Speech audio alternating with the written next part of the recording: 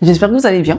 Aujourd'hui, on est face cam, vous et moi, toi et moi, les yeux dans les yeux. J'avais envie de discuter avec vous, avoir un peu votre opinion sur certains points de vue que j'ai et des choses que personne ne parle. Du coup, j'ai abordé plusieurs sujets aujourd'hui. C'est des sujets auxquels j'ai réfléchi, dont je réfléchis souvent. Que je me suis dit pourquoi pas en faire une vidéo, et savoir votre avis.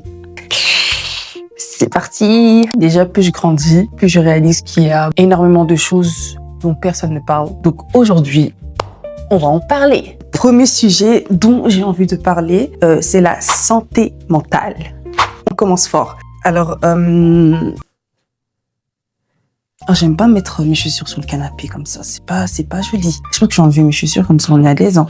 En plus, aujourd'hui, je viens d'avoir mes règles là tout de suite, les gars. Donc, comment vous dire que je suis au bout de ma vie, mais je suis là. Donc, on va parler de la santé mentale. Je pense qu'on sous-estime parfois, ou un peu trop, la fatigue mentale. Ou bien je vais dire parce que je vais pas vous mettre on va pas se mettre tout dans le même sac. J'ai beaucoup sous-estimé la fatigue mentale, la fatigue intérieure. Je me suis rendu compte que parfois, on n'est pas triste. On est juste fatigué mentalement. On a peut-être un mal-être. Je sais pas si vous avez compris ce que je vais dire. On est juste épuisé. Voilà, on est juste épuisé mentalement, rien ne va. Non, je vais arrêter de dire. Moi, par exemple, avant, j'avais du mal à accepter que parfois, j'étais mentalement fatiguée parce que pour moi, c'était signe de faiblesse. Alors que pas du tout, c'est pas un signe de faiblesse déjà pour commencer. Si vous êtes fatigué intérieurement, la meilleure chose à faire pour moi, c'est d'accepter que vous n'êtes pas bien mentalement, intérieurement, que vous l'acceptez. C'est comme ça, c'est la vie. Il y a des moments où on n'est pas bien et c'est normal. Et prendre le temps de travailler dessus. Et je dis ça parce que il faut pas, moi, je parle de moi. Moi, je suis une personne qui n'aime pas du tout parler de ce qu'elle ressent. Je n'aime pas parler de mes sentiments, j'aime pas parler de ce que je ressens. Je préfère garder tout en moi et l'enfuir au plus profond de moi, faire comme si ça n'existait pas et de me dire que tout va bien, que je vais bien. La pire chose à faire. Parce qu'en faisant ça, j'ai envenimé la chose. Qu'au jour, ça m'a attrapé, quoi. C'est ok de pas se sentir bien dans un moment de sa vie et d'en parler. Et ce n'est vraiment pas une faiblesse. Voilà, la meilleure chose à faire, c'est d'en parler à quelqu'un. Je sais bien qu'on peut pas faire confiance à tout le monde, que les gens sont mauvais. Mais il y a toujours des bonnes personnes. Dans votre entourage, vos personnes proches, souvent, c'est eux qui vous aident le plus. Moi, c'est eux qui m'ont aidé. Mon copain, ma copine Morgane, qui je fais des gros bisous. Et Chanel aussi, hein. Bisous à toi aussi. Ce sont les personnes qui, quand j'étais pas bien, c'était les 3 personnes qui le voyaient le plus. Je vais vous dire la vérité, j'arrivais pas à m'en sortir et c'est grâce à mon entourage, Morgane, Chanel et mon copain. J'ai pas envie de rentrer trop dans le privé, mais je vais vous raconter comment moi j'ai découvert que j'étais pas bien mentalement. C'est quand, pour la première fois de ma vie, j'ai fait une crise d'angoisse. Ouais, j'ai fait une crise d'angoisse. Même de le dire là tout haut, je reviens pas, mais ouais, j'ai fait une crise d'angoisse. Et ouais. Ça arrive à tout le monde, hein. J'ai fait une crise d'angoisse, c'était ouf. C'était avec mon copain. On était en voiture et je pense que j'ai reçu un message. Ça m'a mis dans tous mes états. Je sais plus c'était quoi. Je sais juste que j'arrivais plus à respirer. J'ai commencé à suffoquer. Il y a mon copain qui me demande qu'est-ce qui se passe. Ça va. J'ai fait une crise d'angoisse. Voilà. C'était la première fois de ma vie que ça m'arrivait. Et franchement, je pensais pas arriver à ce stade un jour. Tout ça pour vous dire qu'il faut pas garder en vous. Essayez d'en parler.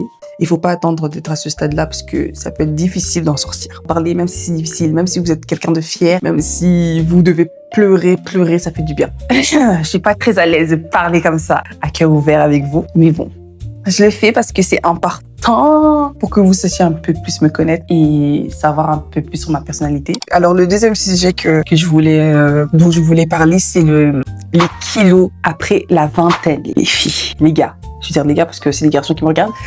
Les gars, c'est le truc le plus traumatisant de ma vie. C'est traumatisant. Quoi, personne vous dit qu'après la vingtaine, vous prenez des kilos de fou, vous voyez grossir, mais vous pouvez rien faire. J'ai pris tellement de kilos quand j'ai eu 20 ans. En fait, j'étais très skinny avant. Enfin, je le suis toujours skinny, mais avant, j'étais skinny et quand j'ai grossi, on l'a vu. C'est quelque chose qui m'a complexée, mais de fou. J'avais des gros bras, je trouvais que j'avais des gros...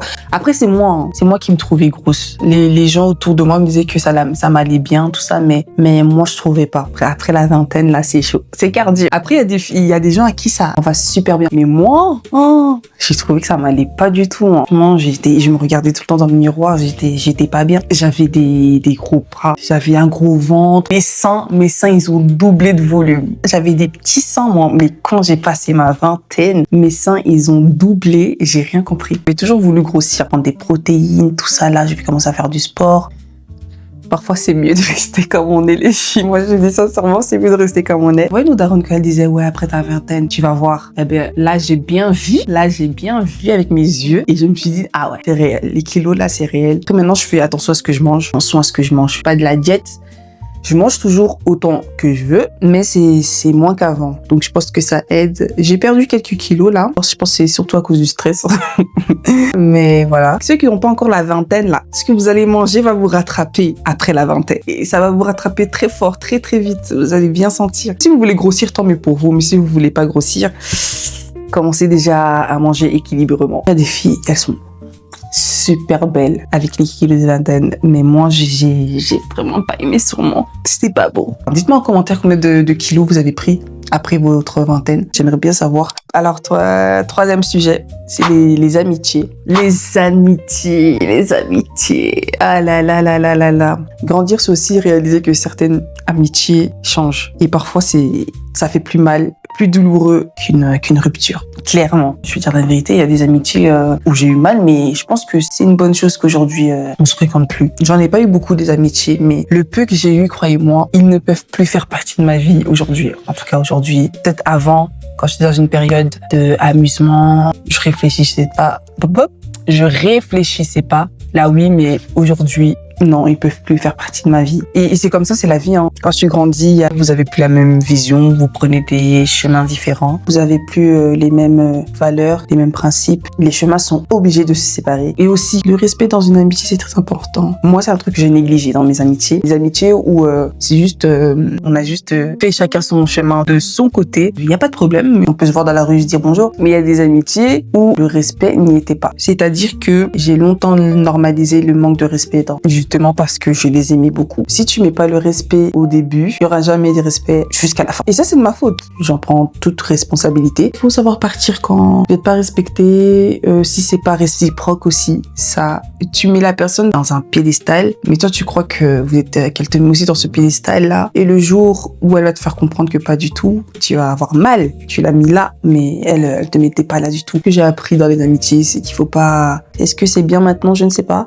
Je pense pas, mais je mets plus autant toute mon âme dans les amitiés. Moi, j'ai tellement d'amour, je vais tout faire pour toi. J'ai compris que avec certaines personnes, il vaut mieux pas le faire parce que c'est toi qui vas être dans le mal après. Que moi, maintenant, les amitiés, j'en ai vraiment pas. Parce que j'ai 3 copines à tout casser. Je sais qu'elles vont pas me trahir. Moi, maintenant, au jour d'aujourd'hui, les nouvelles amitiés, je vais pas dire que je suis contre, mais je suis très, très méfiante maintenant. Je préfère prendre mon temps avant de m'engager dans une nouvelle amitié. En dirait, je parle d'un couple. Dès que je sens que tu me renvoies pas la même énergie que je te donne, je coupe court. Soyez clairs dès le début dans vos amitiés. Si vous voulez pas avoir de malentendus, si vous voulez parler tous les jours, si vous vous sentez à l'aise de parler tous les jours, parlez tous les jours avec vos amis. Mais si vous vous sentez à l'aise aussi de pas parler tous les jours et de parler une fois par mois, faites-le aussi. Et en grandissant, vous allez perdre beaucoup d'amitié, les gars. Ça, c'est la réalité des choses. Et il faut pas prendre ça à cœur. C'est normal. Et dis-toi que tu vas avoir mieux. La pression sociale. Ça aussi, c'est un sujet dont j'ai envie de parler parce que j'ai l'impression qu'on doit tout réussir très rapidement. À nos 23 ans, 22 ans, c'est tout à fait normal de pas avoir de maison à 22. C'est tout à fait normal de vivre encore chez ses parents à 22 ans. C'est tout à fait normal de pas avoir de voiture à 22 ans.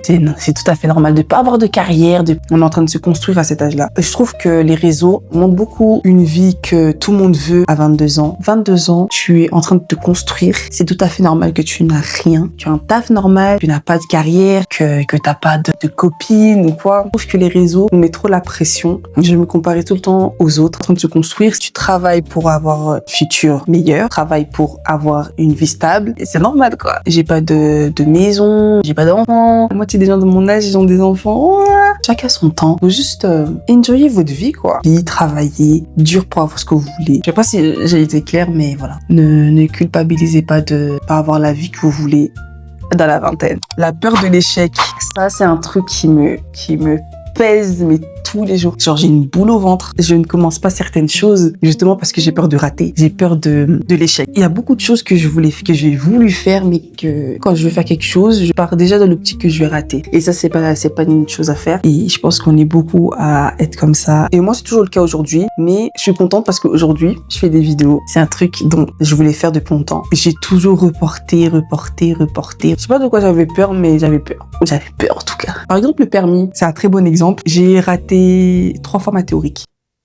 J'ai raté 3 fois ma théorie. Après ces 3 fois, non, j'ai raté 2 fois ma théorie. Et puis j'ai dû faire une formation de 12 heures. Non, attendez, j'explique mal. Donc j'ai raté une première fois. Franchement, la première fois, j'avais pas bien étudié. Donc je me suis dit, je vais payer un cours de 100 euros. Parce qu'il y a des cours de 100 euros où toute la journée, vous avez un cours théorique. Et si tu veux, après, tu peux faire l'examen directement. Mais moi, j'ai pas fait ça. J'ai fait le cours, début jusqu'à la fin. Et j'ai fait l'examen le lendemain. Et je l'ai raté à nouveau. Je l'ai raté 2 fois. Donc après ces 2 fois, j'ai dû faire une formation de 12 heures. Et ces formations de 12 heures, j'étais là tout le temps, tous les jours. J'écoutais et tout ça. Mais même avec ça, j'ai raté pour la 3e fois mon examen théorique. On va vous dire qu'après ça, je me suis dit plus jamais je vais passer ça, je vais jamais avoir mon permis. J'étais traumatisée. J'en ai pleuré, hein. J'en ai pleuré, j'étais pas bien. L'idée d'arrêter, je me suis dit c'est pas grave, pas avoir mon permis, c'est pas grave, c'est pas très grave. Je suis restée 1 an sans repasser mon permis. Et puis un jour, je me suis dit, je vais réétudier. J'ai étudié pendant 2 semaines. Puis je passe mon examen. Bizarrement, je sens que ça va le faire. Je pense que je vais réussir. Que j'ai eu 47 sur 50. Comme quoi, il fallait que je rate 3 fois pour étudier pour de vrai. Moi, dans mon coin toute seule. Non, j'ai eu 47 sur 50. Je suis trop fière de moi, les gars. En fait, la joie que j'avais quand j'ai réussi, c'était incroyable. Vous allez dire que c'est bête et tout, mais j'ai mis 1 an avant de refaire le théorique. Hein. Dans ma tête, j'allais plus jamais le faire. Comme quoi, il faut oser. Franchement, il faut se battre. Il faut se battre pour ce que tu veux. Si tu veux devenir une actrice, bats-toi pour ça. Devenir un ingénieur, bats-toi pour ça. Généralement, quand tu donnes tout, ça finit par marcher. Comme moi, avec mon permis, 3 fois, j'ai raté et la 4e, je l'ai eu. Pourquoi personne parle des sentiments? Je trouve que la génération d'aujourd'hui, je pense qu'on a peur d'être vulnérable. Moi, j'ai peur d'être vulnérable. Moi, c'est ma phobie. J'ai l'impression qu'aujourd'hui, on ne peut plus montrer ses sentiments. Tout le monde agit de manière détachée maintenant, donc t'as plus envie de t'ouvrir aux gens. Et je trouve ça triste parce que parfois, t'as envie de t'autoriser, d'être triste, de pleurer et tout, mais tu peux pas. Les gens ne t'autorisent pas à être vulnérable. Je sais pas si vous comprenez ce que je veux dire. J'ai l'impression que on agit tous comme des robots, on n'a plus de sentiments. Les réseaux normalisent trop de se moquer des gens quand ils sont tristes, quand ils sont plus bas. Et tu m'étonnes qu'aujourd'hui, les gens, ils veulent plus être vulnérables devant les gens parce qu'il y a des gens tellement mauvais et je comprends pas pourquoi vous êtes comme ça. Après, je pense que c'est parce que vous avez un mal-être chez vous. Et je dis la vérité. Normaliser le fait que oui, on est vulnérable et c'est comme ça. C'est la vie, c'est normal et c'est ok. Essayons d'être plus sensible, d'être empathique. On dirait pas, mais je suis quelqu'un de très très empathique, donc j'arrive pas à me moquer de quelqu'un qui est vulnérable. Moi, je serai jamais de cette cour-là. Est-ce que c'est dur d'être humain? Le sujet dont je voulais parler, c'est les complexes. C'est quelque chose de compliqué. Même les personnes les plus confiantes ont des complexes. On apprend juste à mieux les cacher. Je suis devenue poète, quoi. Et certaines personnes ne comprennent pas ça. C'est pas parce que vous les trouvez parfaits que eux, ils se trouvent parfaits. Je sais pas si vous me comprenez. Par exemple, moi, quand je dis aux gens que oui, j'ai des complexes et tout, les gens ils disent mais t'as quel complexe et tout. On a tous des complexes, les gars. On est tous complexés. Enfin, complexés. Non, mais on a tous des complexes. Moi, j'ai des complexes, mais je suis très à l'aise avec mes complexes. Je les montre tous les jours. Donc voilà, en fait, ça m'aide à plus les accepter, à plus les assumer. La meilleure chose à faire, c'est d'être à l'aise avec ces complexes. Vous finirez par les accepter. Moi, c'est ce que j'ai fait et aujourd'hui, je suis très à l'aise avec eux. Quand je dis aux gens, ouais, j'ai été complexée de ça, et ils sont comme ça. Genre, t'es complexé? Ben oui, les gars, on est tous complexés. C'est juste qu'on les cache bien. Moi, je les cache très bien, mes complexes. Et arrêtez de se comparer. Parce que la même personne avec qui tu te compares, peut-être elle s'aime pas. Et peut-être elle t'envie aussi. Peut-être elle veut être toi. Peut-être elle veut être toi. Évitons de se rabaisser. Parce que si on s'aime pas, personne ne va le faire à notre place. Il faut apprendre à s'aimer. Et c'est dur. Je veux dire la vérité, c'était dur pour moi de m'aimer. Au début, je ne m'aimais pas, je me trouvais pas belle. Je veux dire la vérité, je ne me trouvais pas belle. J'ai eu de l'acné. On s'est beaucoup moqué de moi pendant longtemps. Chose qui m'a marquée jusqu'à aujourd'hui. Je me souviens que mes copines, quand on allait aux toilettes pour se repomponner, mais moi je mettais pas de maquillage à cette époque-là, je ne me regardais pas au miroir. Je ne me regardais pas. J'avais trop honte de mon visage, j'avais trop honte de moi. Et aujourd'hui, je me trouve trop belle. Mais je me trouve trop belle. Qui va me dire le contraire? Peut-être il y a des gens qui me trouvent pas belle. Mais moi, je me sens très très bien dans ma peau. Je m'aime. Apprenez à vous aimer avant d'aimer. Si vous vous aimez pas, ça va se voir. Et il y a beaucoup de gens qui profitent de ça. Donc, aimez-vous d'abord vous. Aimez-vous plus que n'importe qui. Je sais pas, je veux devenir psychologue, quoi, aujourd'hui. Je pense que j'ai fait le tour de ce que je voulais parler. Et j'ai encore beaucoup de choses à dire, mais je pense que la vidéo, elle est déjà assez longue. Je vais sûrement faire une partie 2 si ça vous a plu, la vidéo. La conclusion. Est-ce que j'ai une conclusion? En conclusion, je pense qu'on vit tous des choses dont personne n'en parle vraiment. On devrait plus sourire, plus en parler, quoi, tout simplement. Peut-être que là, on se sentirait moins seul si on était plus honnête. Voilà, je pense que j'ai fait le tour. Sûrement, je ferai une partie 2. Donc, si ça vous a plu, mettez un like. Abonnez-vous si c'est pas déjà fait, parce que je vais bien faire du bénévolat, mais pas tous les jours. Et mettez des commentaires, s'il vous plaît.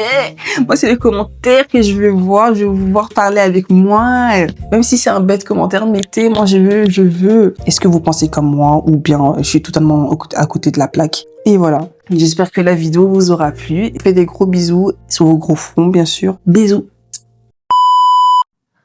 Purée, mon ventre.